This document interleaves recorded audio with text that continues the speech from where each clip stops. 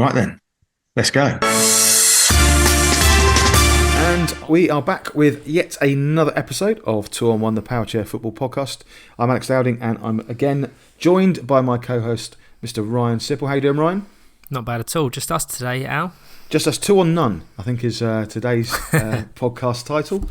Just a quick review of the Premiership weekend. We just had a fantastic weekend. Lots of great football and some very happy players from some teams and difficult weekends for others.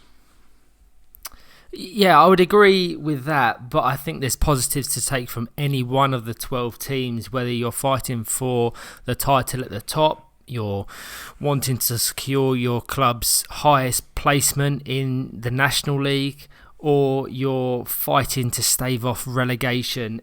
All teams picked up points, or I think all but one picked up points in their pursuit of Premiership survival, but so much to talk about, such an action-packed weekend, and our product, which is the WFA National League, is just growing in quality weekend after weekend.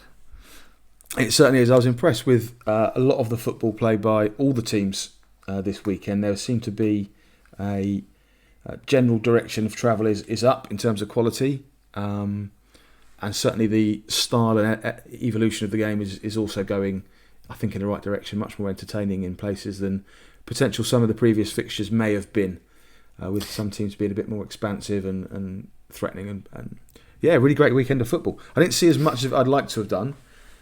We had a very busy weekend. The streaming team were a little bit lightweight with our numbers, and we had the cup draw to do on the Sunday as well.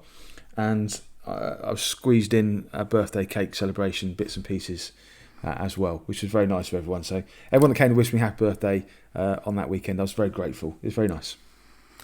No, that is nice. You were certainly very busy, but I'm sure I can balance that off, because I think across the weekend, I only had one game off of commentary, so I was covering the action either on Court A or Court B at any one time. So just to add what you were saying about the quality of football, I want to just commend the quality of match officiating that I kind of picked up on commentary across Gameweek 3. Absolutely excellent. So I just want to throw that in there very quickly, because without the level of officiating, I don't think we'd necessarily have the level of football we do. So just to recap Game Week 3 of the 23-24 campaign, I think it will be a good thing to just go down the table from first down to 12, talk about each team's respective weekend, their performances, individual achievements, and then we can maybe cast our eyes forward for Game Week 4, Game Week 5, and maybe even preview the Cup. So, starting with Aspire, from what you saw, Alex, give me your thoughts on their almost faultless weekend as they extend their position at the summit to 6 points now. I think faultless is the word. It was an extraordinary weekend for them, really.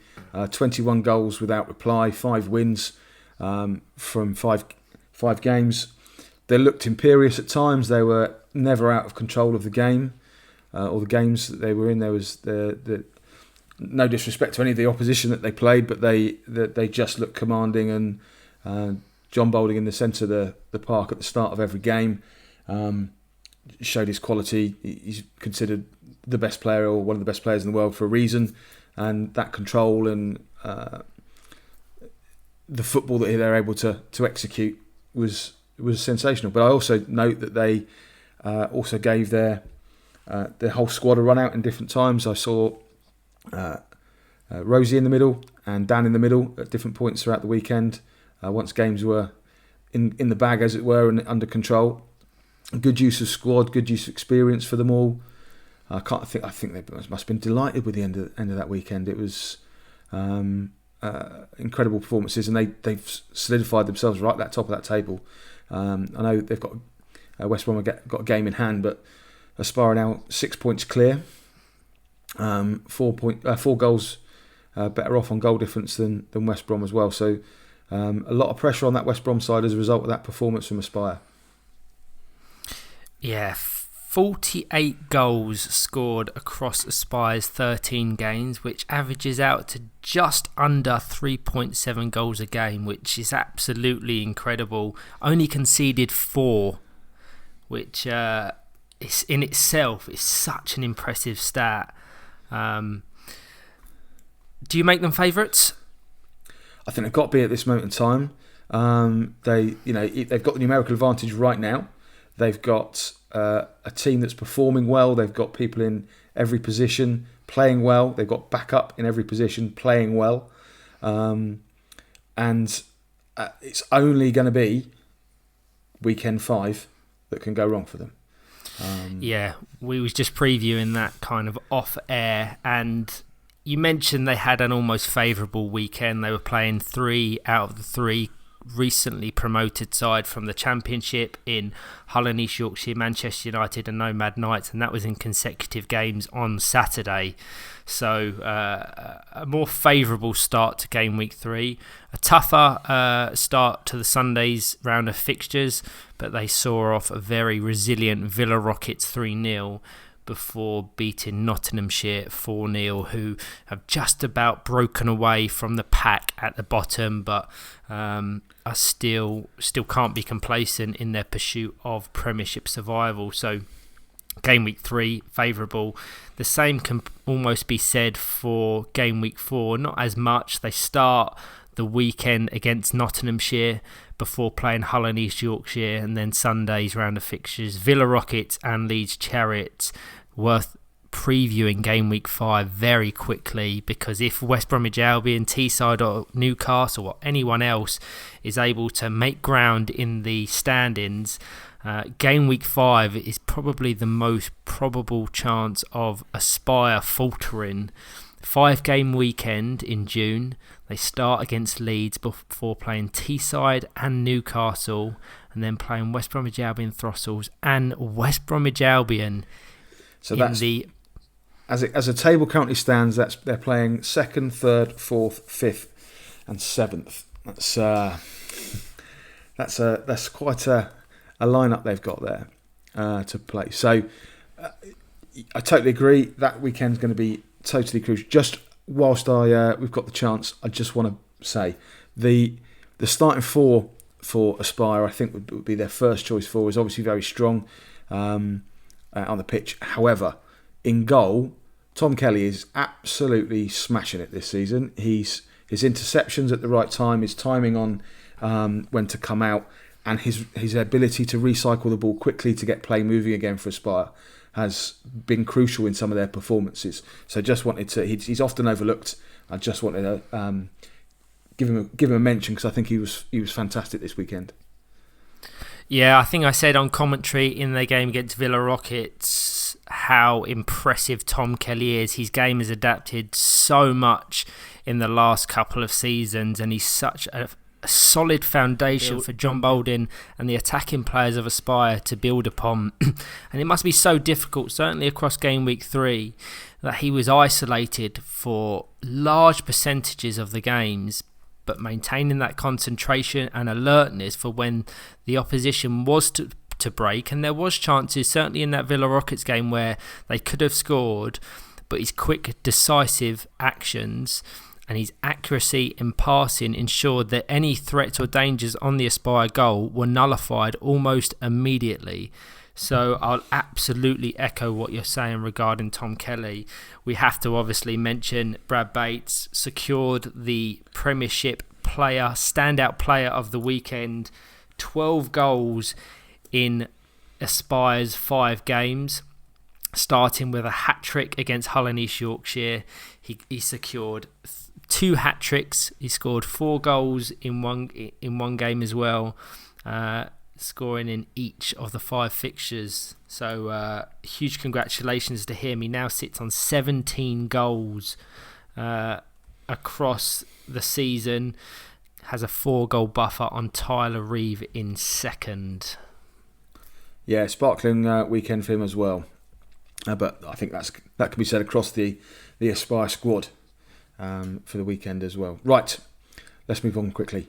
West Bromwich Albion PFC in second place on the National League Premiership table, Played 12, won 10, drawn 1, lost 1. Goal difference of 40 and 31 points on the board. Yeah, I said that Aspire boasted an impressive goals per game average of 3.7. With that game fewer that West Bromwich Albion have or haven't played, how you look at it, they sit on just under 4 goals a game, 3.91 something. I think I worked it out to...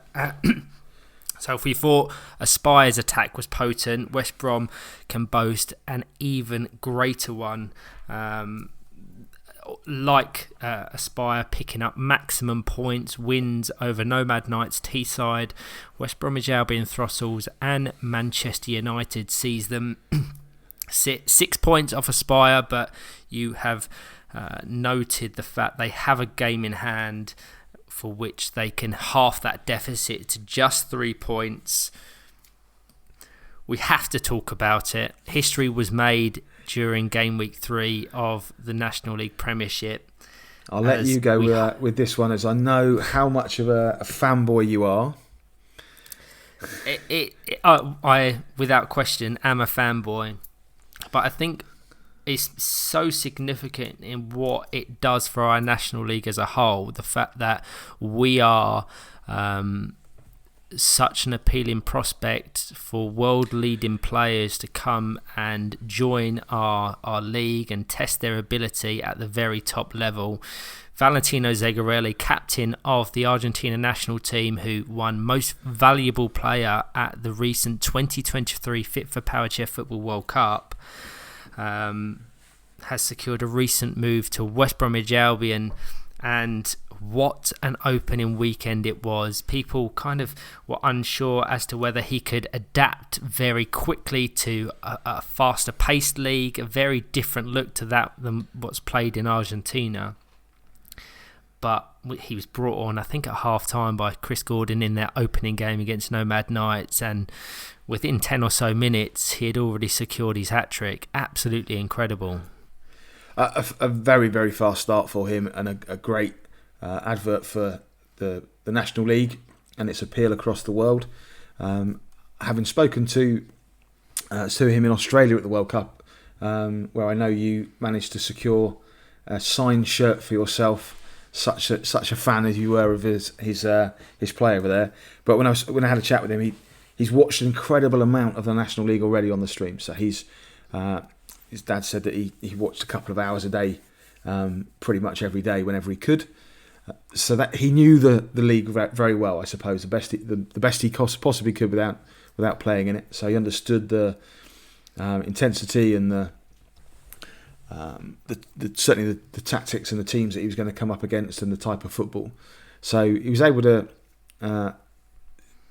hit the ground running, if you want, or get into the swing of things really quickly for him. But also it showed what a great player he was, and what a great player he is, and his ability to adapt and get involved very early was great. So I also know he's over here from doing some educational bits and pieces, and part of that is going to be his English will improve dramatically, which only bodes well for communication amongst the team and the squad, and his involvement in the team.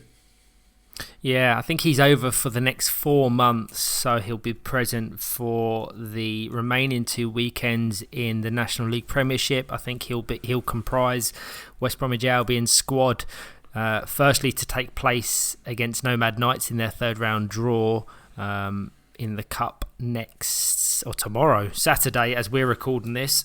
And should they progress, we have a really exciting quarter-final and semi-final day on the 17th of March at the Derby Arena. So no doubt he'll want to feature across that. And should they progress to the final, he will be part of that televised showdown on TNT Sports. Just a quick note on the 17th of March. It's at Derby Arena. Doors open at 9:30. Free entry for any spectators. There is seating available, and spots for wheelchair users around the side of the pitch as spectators as well. So anyone wants to come along and see some Powerchair football, get yourself to Derby Arena. 10:15 for first kick-off, but 9:30 doors open. Yeah, it should be a fantastic day. Should West Bromwich Albion progress to the next round of the Cup, they will face Muscle Warriors. So probably one of the most favourable draws they could have got in the quarter-finals. The semi-final draw will take place the day of, following the quarter-final results. So, fantastic weekend for West Bromwich Albion. The only one that I think could have really tested them across Game Week 3 was that fixture against Teesside. Had the pleasure of watching and commentating on that one. It was really one-sided. Teesside really struggling to get out of second gear, but I think we have to give full credit to Chris Gordon and his team. They completely nullified Ed Common and Tyler Reeve and secured a very well-earned 3 points. So they sit, as mentioned, 6 points off of Aspire with a game in hand. Their Game Week 2 looks favourable as well. They have a 5-game weekend. They start it against Manchester United before playing Nomad Knights. On the Sunday, they play Sevenoaks, Throssels and Villa Rockets. So no doubt they'll want to secure maximum points to take this title race down to the final weekend in June.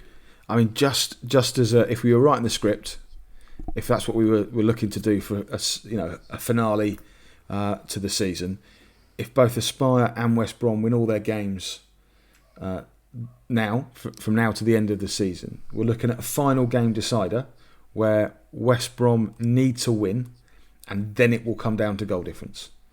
Yeah, I mean, that's you can't get it any closer than that as it currently stands as potentials. Of course, there are plenty of games to play between now and then. So when I say assuming they win all their games, that's not disrespecting the teams they're going to come up against, because there's some big games to play there, and plenty of teams capable of putting a performance in to beat both of those teams. However, that's a potential scenario. So goal difference for the rest of the season is something I think both teams may be looking at from now on, and may want to put their foot down a little bit in some of the games where they might previously have been in control and maybe rotated the squad, maybe given people opportunities in positions they wouldn't necessarily have had before. I think you might see both teams trying to get the hammer down and get that goal difference up as high as they possibly can. Yes, that will certainly be the case. Only 4 goals separate them, certainly in goal difference across the campaign so far. So they're so similarly matched in terms of their attacking output. It'll be interesting to see if they can maintain that in game week 4 and 5, for which they have very challenging fixtures, the pair of them. Next in the table is Teesside, a team that many predicted could have potentially rivaled both Aspire and West Brom in that race for Premiership glory. They faltered slightly in Game Week 3, dropping down a position. It was a slow Saturday for them. They did start against West Bromwich Albion, which I just referenced as being fairly one-sided, a dominant 2-0 win for the 4-time champions, and Teesside just struggled to get the formula right to really nullify the attacking intent of West Brom. So that was a disappointing start, and they kind of took that lack of momentum into their second game against Leeds Chariots. Leeds Chariots fairly dominant.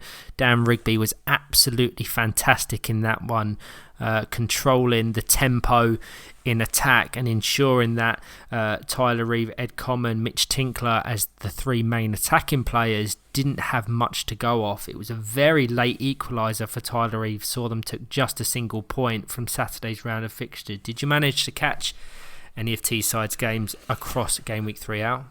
I saw some bits of play. I didn't see a whole game or a whole half. I saw extended periods of play within those. Just to note, as much as we're saying they've dropped down, they're one loss. It's relative. One loss less than West Brom. So if they'd have won one of the games that they've lost, they would be on the same points as West Brom and very, very close on goal difference. So, but let's give it some perspective that it's needed here. Very, very close in terms of performance, and they might not have performed as well as they wanted to over that weekend. but they're still in there. They're still set. They've still got the points on the board, and they've got the fixtures ahead of them that mean that they can still add more to that and put some pressure on those top two. So, although the performance might not have been what we either expect or have got used to so far this season from Teesside, they're still in it. They've got the players, they've got the setup, and there's still a lot to come from them, I think. Yeah, it's the same can be applied to Aspire and West Brom as other points of reference, that they're almost their own worst enemy because they maintain such high level of standards. The bar is incredibly high. If they falter or they dip slightly below the expectation that people assume will happen,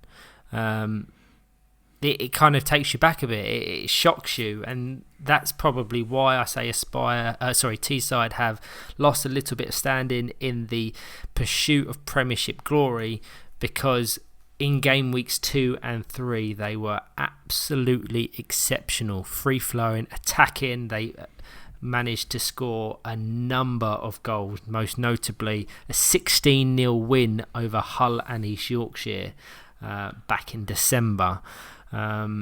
So yeah, they had a difficult Saturday, and it didn't necessarily click on Sunday, but they got 6 points from a possible 6. They secured a 1-0 win over Sevenoaks. We'll come on to Sevenoaks shortly, but they were very impressive in that game. Sevenoaks very well drilled, trying to adopt a new tactical approach, spearheaded by their coach Adam McAvoy, and it was just an intercepted goal kick which saw Tyler Reeve put them 1-0 up and secure the 3 points, and that was just before half time he scored that. So unable to add to their goal tally, which we've spoken about as being a potential key consideration as we progress to the latter stages of the competition.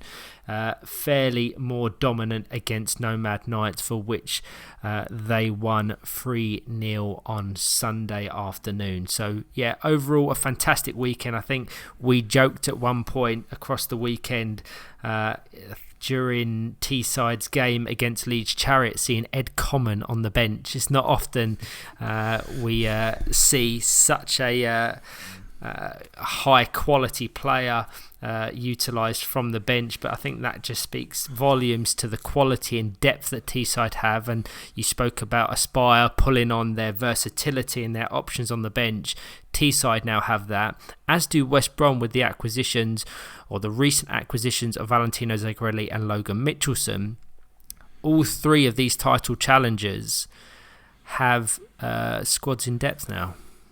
They certainly do, and just to point out as well, the structure and nature of the National League and the Premiership, for logistical reasons, when we come together, we have a weekend of football, and teams have 4 or 5 games over a weekend. So if you're not quite clicking, and you're not quite got the form, that's quite a percentage. Around 20% of your games you're playing that weekend. So unlike in potentially other versions of the game, running game, and other impairment specific formats, where they might only play one game a weekend or one game on a fixture day, poor form or lack of clicking, or whatever you want to call it, the bits that we try and eliminate as coaches and as players from our game, they can have a slightly bigger effect on your team's prospects for a season. So if Teesside come roaring back in game week 4 and 5, who knows where they could end up. It certainly adds to a very compelling title race. Next up, 4th position, Newcastle. Of their 13 games, they have won 9, drawn 1, lost 3. And what a weekend it was for Jamie Harrison's side. Of their 4 games, they've secured 4 wins. And they are, for me, certainly they have got to be one of the most entertaining attacking teams in the league. And there's no reason why, once they've settled kind of as a collective, there's still players that are starting to adapt to Jamie Harrison's system. they can't be in consideration for potential titles or cup competitions. We know that they were present at the FA Disability Cup final last season, where they unfortunately lost to Aspire 2-0. But they were able to secure maximum points in games against Throttles, Villa, Hull and Manchester United, most notably without one of their star players in Ollie Crawshaw. Give me your thoughts on Newcastle, Al. Well, I think they had a slightly tougher Saturday than Sunday. The games they won on the Saturday against Throttles 2-1 and Villa Rockets 3-2. Obviously, one goal in it for each of those games. But they looked strong, they looked determined. I like their ability to respond in games. They seem very good when they get put either under pressure or go behind. They do respond very quickly as a team. And on that point, I want to talk about Newcastle United Foundation's 3-2 win over Villa Rockets. If you haven't watched it, I recommend you go to the WFA's YouTube and find the game that was contested between the two teams, because what a game it was. One of the most enjoyable games that I was able to commentate on across Gameweek 3.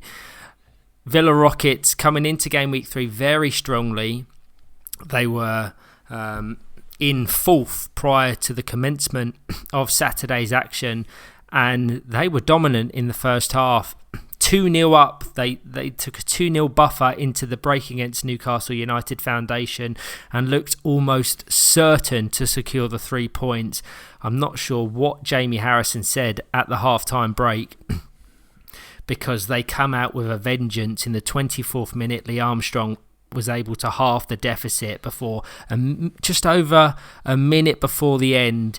Ethan Fisher equalised, and then there was a tactical switch up when we were into additional time from Jamie Harrison, which saw Ethan Fisher be pushed out to the wide areas and Lee Armstrong resume the position in the centre. I think there could have been potential issues with battery or power related issues, but deep into additional time, Ethan Fisher guided the ball across the Villa Rockets box and set up Albie Morris to put home the winner. What a game it was, and I think it's a testament to their wider weekend and the quality, the resilience that you spoke about just then. They almost thrive when they're a goal down. They play with a different intensity as soon as there's a slight problem, or they've gone, like you say, when they've gone behind or they're under a bit of pressure. Their intensity level seems to go up. I think Ethan Fisher's quite a driver of that. He's quite a emotional player in the sense that he feels the game. He's under control a lot of the time, all the time, but he feels the game, how it's going, and seems to up his game and up the pressure. Hits the ball slightly harder, slightly faster, slightly sharper when there's a bit of a battle going on. So yeah, I think you're spot on with identifying those qualities, and just unlucky for Villa in that game as well. We'll come on to them, but I thought they were excellent in that game as well.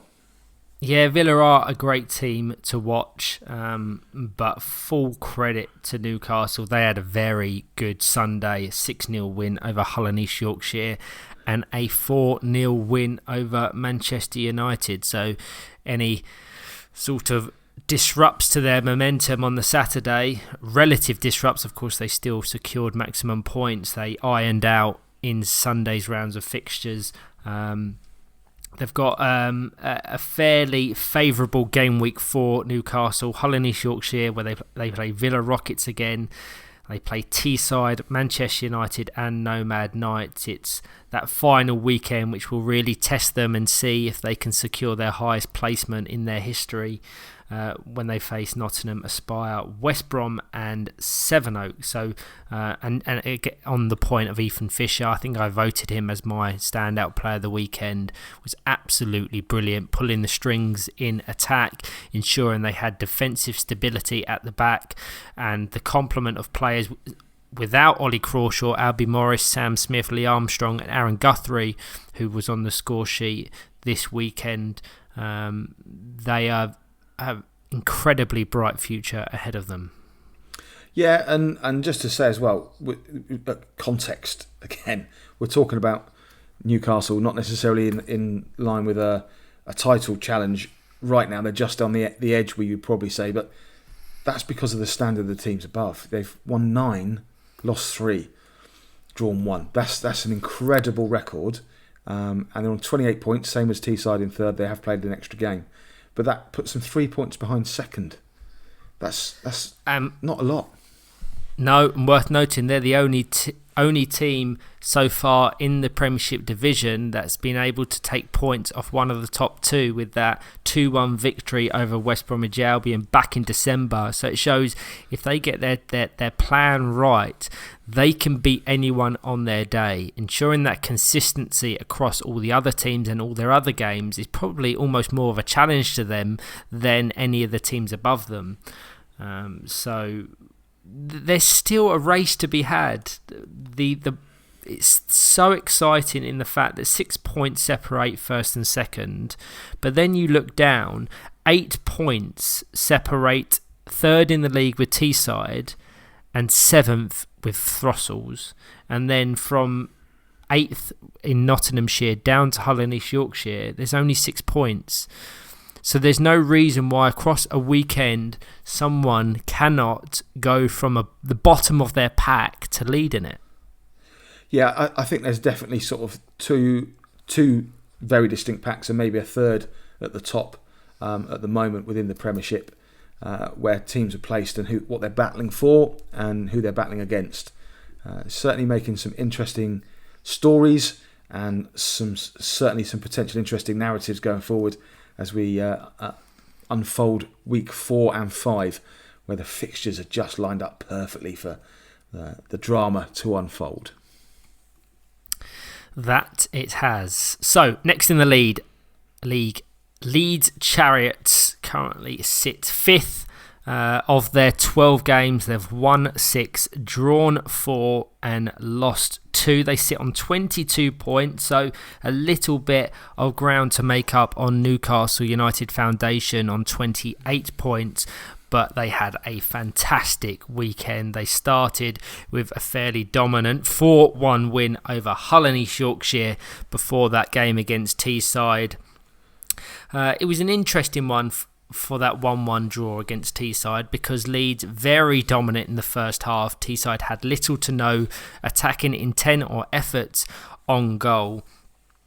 And I think Leeds just altered their tactical plan slightly to just absorb pressure in the second half. Whereas if they could have maintained the pressure in and around the Teesside box, they would have almost certainly secured the 3 points. Hindsight is, of course, a wonderful thing. And I think if they were able to attempt that second half again, they would go out with a little bit more vigour and attacking intent. But a point against Teesside, they would have probably taken that prior to the game kicking off.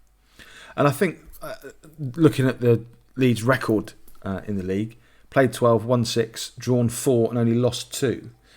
That's a potentially arguably a change over 2 or 3 years that they've got to this stage now, where you historically identify Leeds and expect them to be fairly wide open attacking, let's score more goals than you do, let's take a 12-11 win over a 1-0 as a philosophy and a style and an attempt to go and play the game as hard and fast as they possibly can. And there's a little bit of maturity, I think, now in the way they set up and go about that game, and that's reflected in the fact they've only lost 2 games over the course of the season so far out of 12. That's a very good defensive record there. However, they have drawn 4, whereas if they could have converted a couple of those into wins, they would potentially be being talked about in that title race conversation as well. Whereas at the moment, you'd have to say we think they haven't done enough at this stage in the season to be included in that. But it's a very solid performances. Certainly, Dan Rigby starting to grow into that role of being the talisman of the team. I think he's been that for a little while, but I think he's a bit more comfortable with it now and certainly showing off those qualities he's got.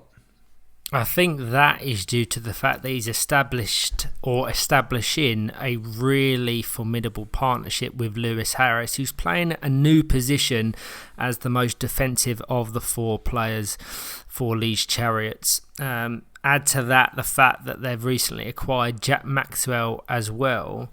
They're almost a team in transition, so they're going to take time to learn each other's games and tactical approaches and learn the Leeds way. But once they unlock that formula, there's absolutely no reason why they can't fight at the very top of the division. We're almost casting our visions ahead to think about next season's campaign, because if all of these teams that we're referencing continue on their current trajectories, there's no reason why it can't be a 4 or 5 horse race next season. I totally agree. I think the standard is coming up to meet the others rather than dropping down as well. So as a process of getting teams closer to each other, that's really encouraging, certainly for the sport as a whole and our national game here in England. So I totally agree. I think the direction of travel for Leeds, Newcastle, Teesside is definitely up, and West Brom and Aspire will soon be joined by 2 or 3 other teams, certainly pushing really hard each season. So exciting times ahead. Going down the league table now, we have Villa Rockets, who faltered slightly this weekend. They started in 4th position and looked really good value. They were unfortunate to lose 3 of their 4 fixtures across Gameweek 3, despite starting brightly against Sevenoaks, for which they won 2-0. But again, applying that context, 3-2 defeat to Newcastle was a tactical masterclass from Jamie Harrison.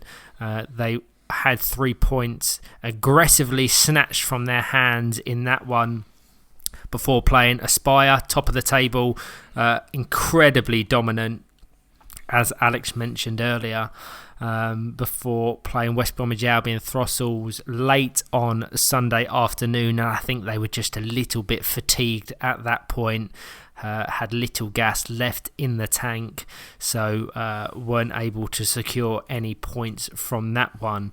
But 100% there's positives. I really like the partnership that Hamza Madir and Amir Ali are establishing in the centre of that Villa Rockets side, and the attacking outlet Dan Kay, brilliant player, Summer Rice within the goals this weekend, and Dan Ball off the bench.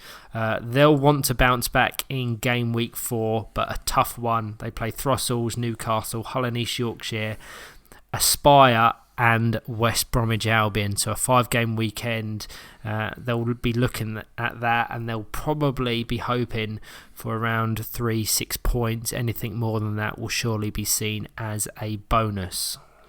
I'm not in the Goalkeepers Union, but I know I've already mentioned Tom Kelly. I also want to reiterate Hamza Madir in terms of his performances. He's starting to look like an extremely solid and competent goalkeeper that's capable of, again, getting the play transitioned out from a defensive position quickly for Villa Rockets. I think he's been a standout this season, and his game's really growing, and I've been impressed with the performances I've seen him put in.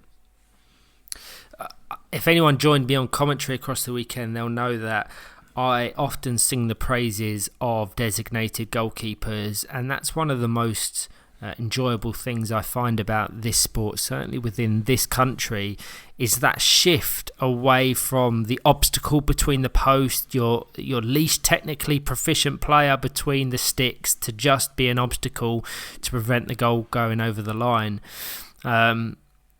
Just looking down the table, we can, if you assess the goalkeepers in each of the 12 teams, you've got Tom Kelly, Chris Gordon, you've got Alistair Hay, Ethan Fisher, Lewis Harris, Hamza Madir, to mention just them 6.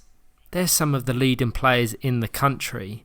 So I implore any new teams or up-and-coming teams, whether you're competing in the Premiership, Championship, Regional League, having a really technically proficient, competent player in defence or in goal gives the court so much... gives that player so much vision of what's going on in front of them. They can really dictate the tempo and the tactics. And Hamza Madir absolutely embodies that, because he can be an attacking threat as well, which is absolutely brilliant for them. An asset for Villa Rockets, having acquired him or promoted him to the senior side at the start of last season.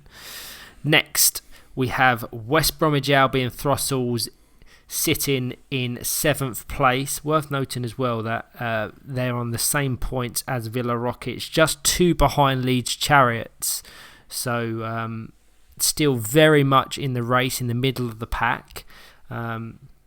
They started with a dominant 2-0 victory over Manchester United before a defeat to Newcastle United, a defeat to West Bromwich Albion before capping the weekend off with a 1-0 victory over Villa Rockets. Alex, did you catch any of Throssell's games? If so, give me your thoughts. I saw very little of Throssell's over the weekend. They coincided with me having to run around doing other bits and pieces, so I didn't see a great deal of them. I'm going to have to refer back to you and let you tell us, what were your impressions? I really enjoy Throssels. I think they're also a team in transition. They've recently acquired Barris Inall back into the team, who is operating as that goalkeeper, another one that can be referenced to this shift in mentality around the most defensive of the 4 players. Lucas Christa playing in an almost unfamiliar role in the wide attacking areas, a constant goal threat. He scored against West Bromwich Albion in their game across the weekend, but they have a nice squad. They've got depth. John Dixon operating in the centre following his promotion from the West Bromwich Albion Dudley in the Championship. He seems to have seamlessly integrated into that role and into the Premiership League. Oliver Rock didn't feature as much as he probably would have wanted across Gameweek 3, and the same can very much be applied to Amy Wharton and Jack Ebanks. But they're a solid team and they will give anyone a test. It's very rarely a dominant victory for the opposition should they lose the game. It's always typically a goal or 2 in it. I think the most comprehensive defeat that they've had was that at the hands of Aspire, being 3-0. So very hard, very stubborn defence, and I'm impressed with the current trajectory of Throssels. Game week 4, a tough one, sees them take on Villa Rockets, Manchester United, Teesside, West Bromwich Albion and Nottinghamshire. So let's see what they can do in the remaining 2 weekends of action. They finished last season in 7th. So they're in and around the expectation of where people would think they would finish, but no doubt they'll want to make some ground on Villa Rockets and or Leeds Chariots, if not teams above them. Yeah, you certainly think they've got enough in the bag already to not be worrying about looking behind them, and certainly want to be looking up the table and ahead and see where they can make progress up the table. That brings us on to just below them. I say just below them, 10 points below them, half the number of points, Nottinghamshire PFC, and probably the team that's at the top of the bottom pack, so to speak.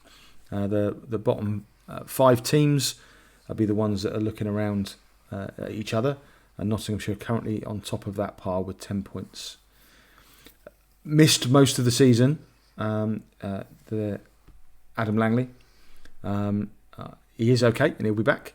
But that's put a lot of reliance on his brother Sam, and the two of them used to work extremely well together when Adam was available. So been a tough season for them, but they seem to be doing okay in that bottom pack at the moment.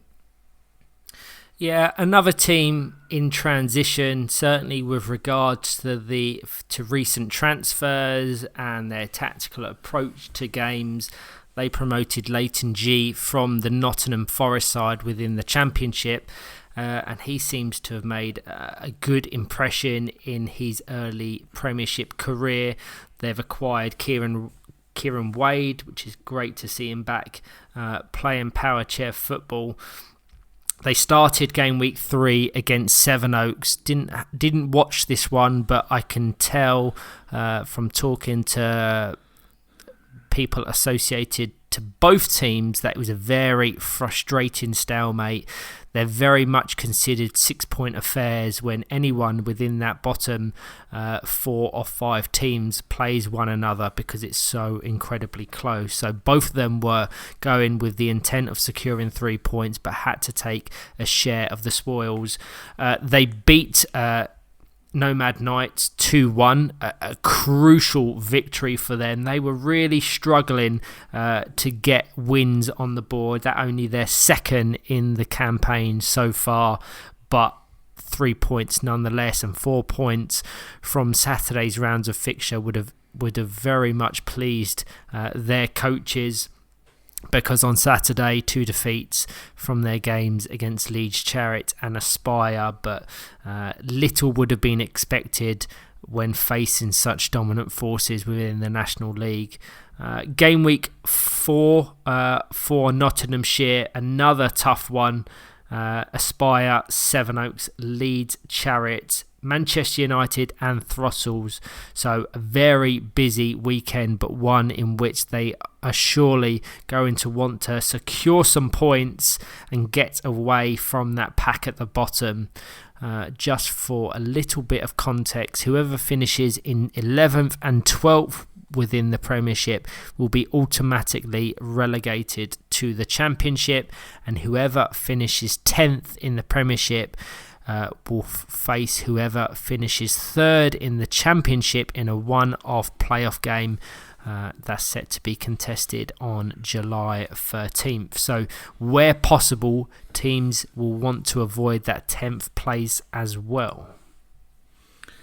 Indeed. So there's a lot of drama to unfold at the bottom of that table yet. So Nottinghamshire are 2 points above that position for 10th to go into the playoff. Sevenoaks are the right number of points and avoiding that by goal difference at the moment, and Manchester United are there in that playoff position. So it's tense times for all those teams. Of course, Nomads and Hull would dearly love to get up into that playoff position or even higher, just to give themselves that chance of staying in the Prem. Right then, Sevenoaks. Conversation to be had there is they're a squad that should be doing better than they are.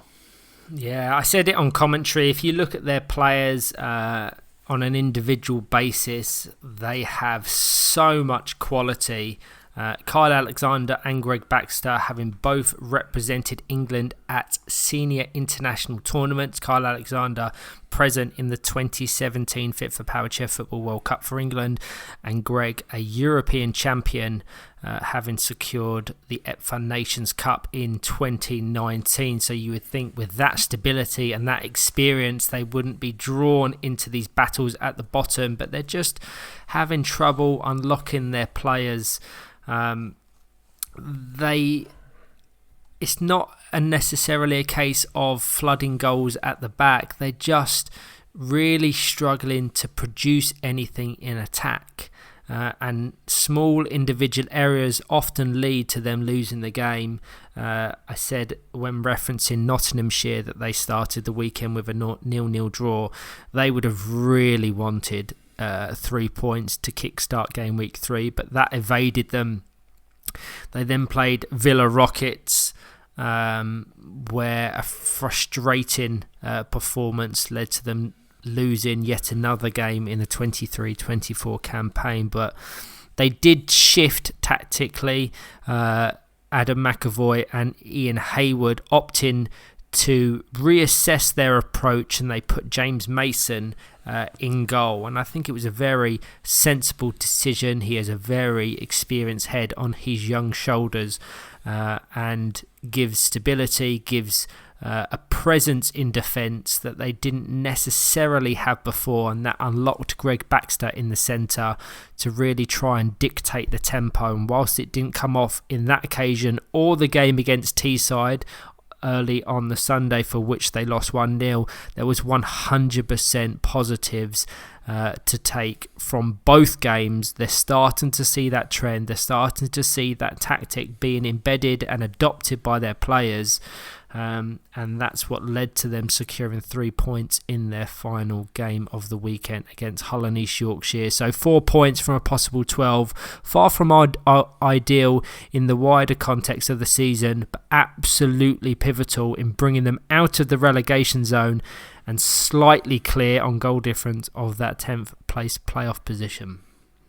Yeah, I think their goal difference down in amongst that group tells us a story as well there. Just to give you the goal differences: Nottinghamshire minus 17, Sevenoaks minus 19, Manchester United minus 31, Nomads minus 29, and Hull and East Yorkshire minus 61. So they've got quite a few goals in the plus column compared to the teams below them. And I think if it comes down to goal difference, then they'll be fine.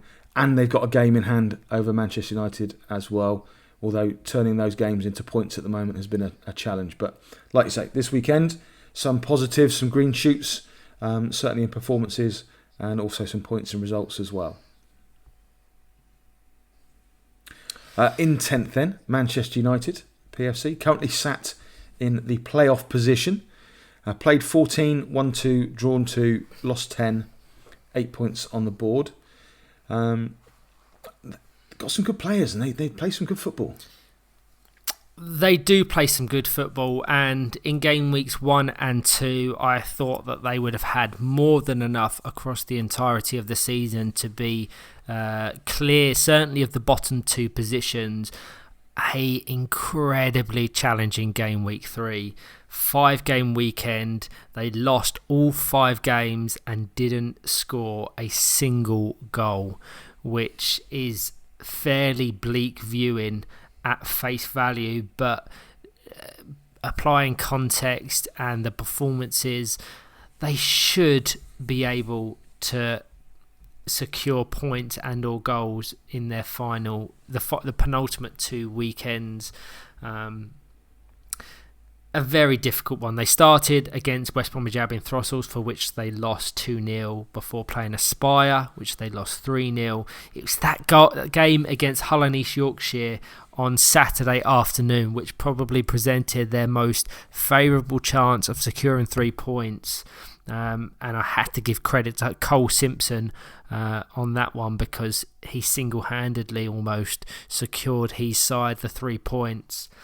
So a team that was sitting in 8th at the start of the weekend has been drawn very much into that relegation battle. So no doubt they'll want to regroup and go again in game week 4. Just want to give credit or shine a light on the achievement of Kieran Burns, becoming the first Scottish player in our National League to captain his side, and potentially the first ever overseas player, if you can count Scotland as overseas, but certainly someone who derives from another nation captaining a side in the National League.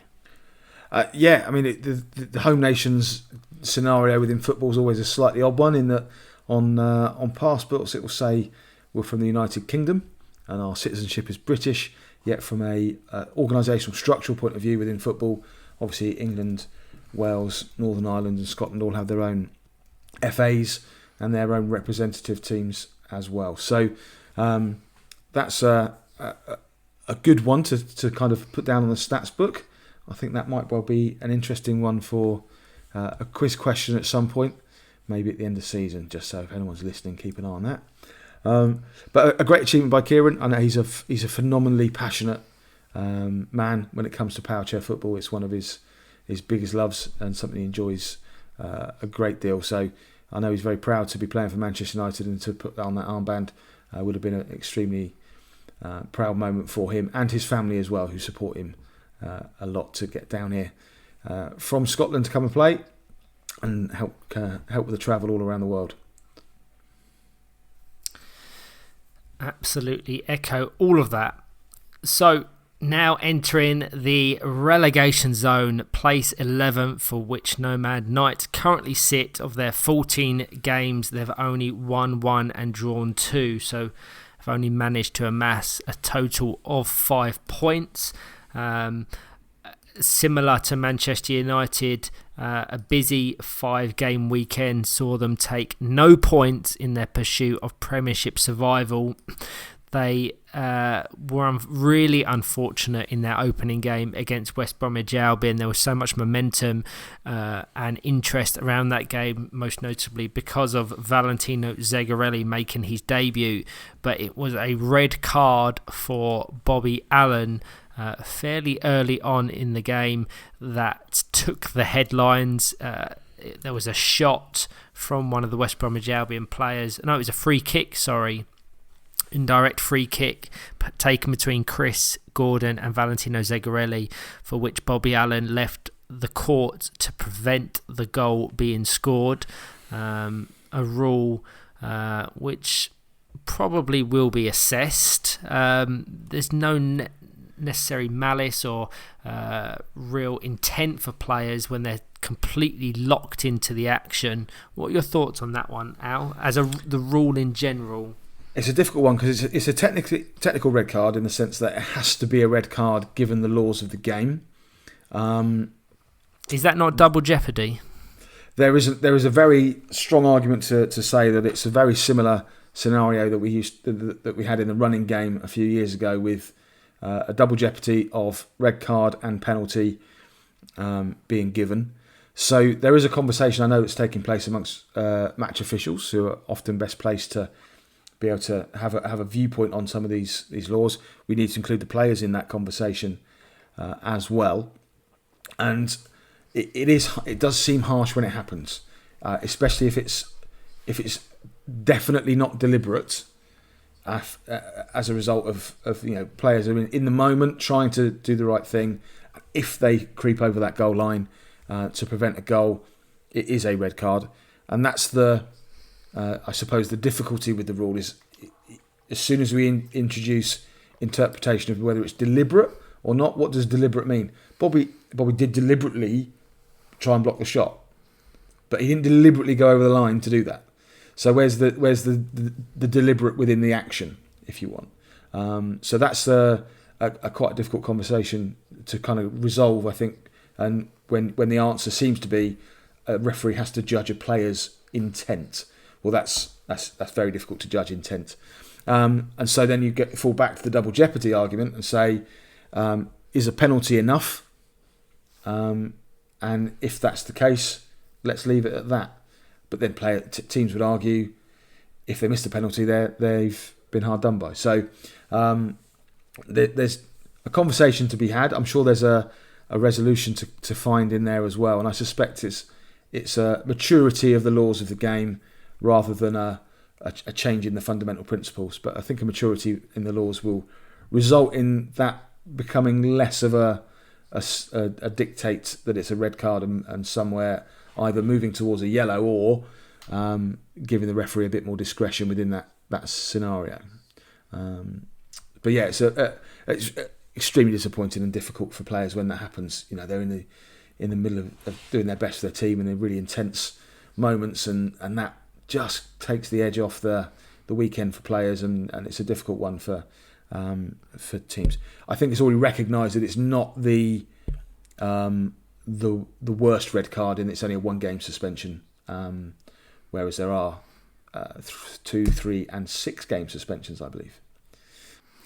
Yeah, I think with this one particularly, it's intertwined with so much emotion as Nomad Knights are fighting for survival that there was many complaints from the mezzanine above. But on review, Carolyn Bean, the assistant referee of the game, was the one who signalled the Bobby Allen leaving the court. Was an absolutely brilliant capture by her, so full credit as one of the country's, if not world's, leading match officials. So yeah, following that game, disappointing start to the weekend for Gameweek 3 for Nomad Knights. They lost a close defeat to Nottinghamshire, which they would have desperately wanted to secure a win before playing Leeds Chariots and Teesside on Sunday, for which they lost 4-0 and 3-0 respectively. On viewing Nomad Knights' following games in the Premiership, it's fairly daunting viewing because they have difficult games in both Game Week 4 and Game Week 5. So hopefully that they can readjust, they can go back to the drawing board, because ultimately they just need to try and get out of that relegation zone, and that gap only sits at 3 points currently. How it typically works within the National League and the playoff, the Premiership team within the one-off playoff fixture against whoever finishes third in the Championship is always typically deemed the favourite. So if you take it as it currently lays, Manchester United sitting in 10th would be playing Muscle Warriors, who are currently third in the Championship. So for both Hull and Nomad Knights, it's just about getting enough points in their remaining game to get out of the bottom. I think the other point to make for those three teams that have come up, Manchester United, Nomads, Hull and East Yorkshire, certainly for Nomads and Hull, it's their first time in the Premiership. Manchester United have been in and up and down a couple of times between the Prem and the Champ. The first time you come into the Premiership as a team, there's a noticeable change of pace. The game restarts a lot quicker from dead ball situations, and the overall pace of the game is also much faster. There's a bit more intensity than the Championship. Championship is an extremely good league, but you don't get to play at that pace and intensity until you get into the Premiership. There's no way of replicating that in practice or in training really on a regular basis. So it's there is a bit of a culture shock and a customisation sort of process to go through for all the teams.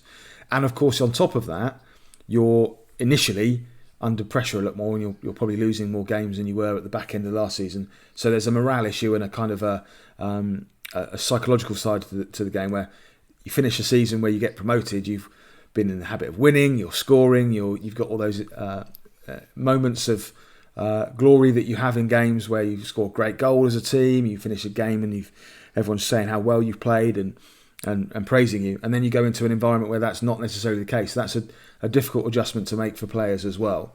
So it's a trying season, your first season in the Premiership, and I want to commend both Hull and Nomads for their attempts to play football as best that they possibly can in the way that they came up, and try and stick to their principles in doing so. So there's been some green shoots, should I say, and some highlights for both teams in those performances, but ultimately they are under a lot of pressure down in those relegation spots.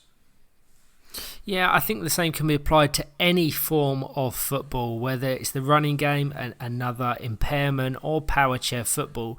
Typically, whoever is promoted to a higher division will always be seen as the favourite to be relegated. It's all about beating the odds and avoiding relegation, which is such a challenging aspect of football.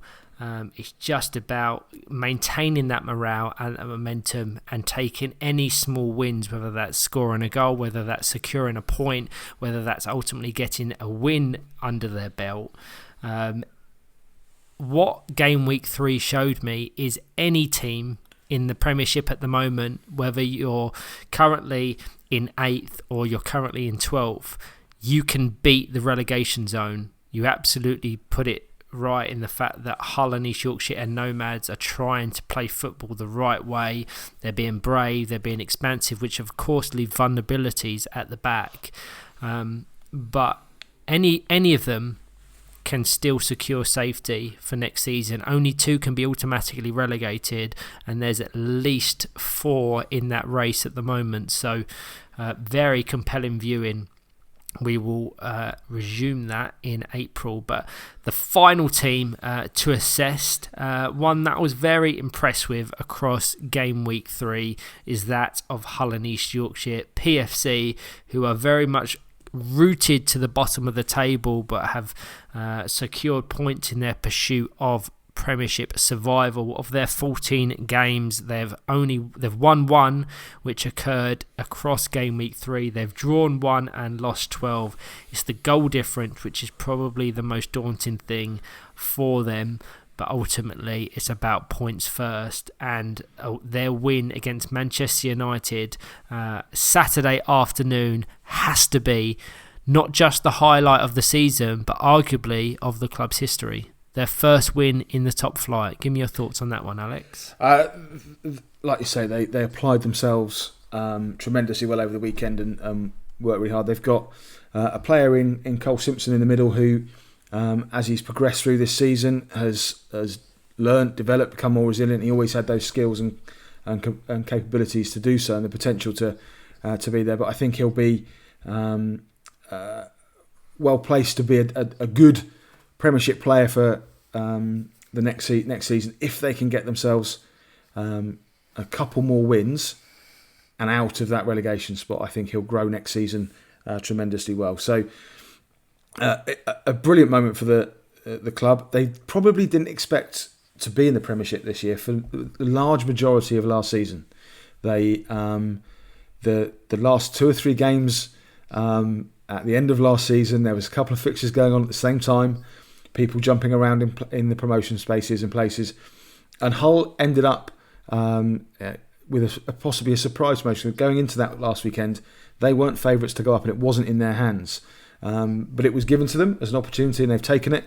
And the win was great to see for them. The celebrations, and I know the whole club there is quite a family orientated club and work very hard together, and so it was really nice for them as a group to see them celebrating that win. I think they need to get over that quickly and get on with the task of staying up. So that's a lovely thing to see. However, let's move on. Let's get going. Let's get some points. Let's take that as a stepping stone rather than a milestone. Yeah, just repeating what you said about Cole Simpson, he was voted the standout player, the unsung hero of the weekend, a new recognition that we've created to shine a light on players and individuals that sometimes get overlooked, certainly with the wider player of the weekend or team of the weekend awards. But Cole Simpson dominated the voting with his attitude, his commitment and his dedication to try and get Hull and East Yorkshire out of that relegation battle, and also was within the team of the weekend substitute. So full credit to him. It's going to be a tough ride for Hull and East Yorkshire. They have a number of games remaining, tough games. That being said, game week 4 of the league, they'll do very well to pick up any points. Newcastle United Foundations, Aspire, Villa Rockets and Sevenoaks, the last being the most likely opportunity for them to secure anything, but never say never in the Premiership division. We've seen in the past that teams rooted to the bottom can take points off whoever is at the summit, and that's what makes our league the most entertaining, interesting, compelling one in the world, and why players from different countries around the world are so attracted to playing in our country. So I think that serves as a pretty good recap, Al. A great summary of a great weekend. I think we've looked at all of those teams in a bit of detail, and as we've said, the fixtures set up the drama for Game Week 4 and Game Week 5 of this season. Very much looking forward to those. Yes, thank you all. So Game Week 4 of the Premiership will be contested at the Lee Westwood Sports Centre on the 13th and 14th of April. We hope you can join us for that one.